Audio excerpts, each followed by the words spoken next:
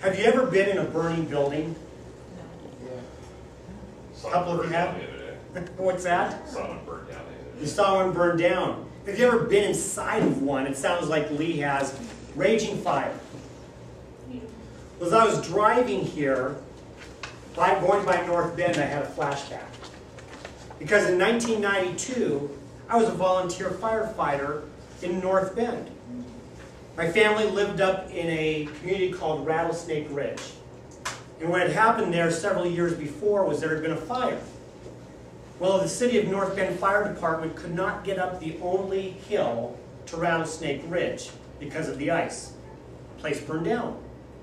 So they put up a volunteer-only fire department. And for some of the guys, at least in here, if you were like me, when you were a kid, at some point you wanted to be a firefighter. So I thought, here's my opportunity to be able to do that. Well, as you can imagine, it's hard to practice fires, real fires. You can do all of the routines, but it's hard to really practice them. And so what the fire district did is they bought a house that they were going to just burn down. And so we got an opportunity to do that. I'll be honest with you, that thing was roaring. They got it really hot. And we had to go in as a group and go fight that fire. And I remember being part of a team of 3.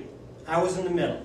And we went in and crawling on our hands and knees, holding on to the rope. Not to the rope, but to the fire hose. Now, indulge me for a second. Close your eyes, just for about 5 seconds. That's what I saw. You can open them up now. Well, that's all I could see. Nothing. It was black. And even though this was a simulation, the fire was real. We were in a real burning building. We didn't have anybody to save, and we knew the house was going to eventually come down, but we were in there.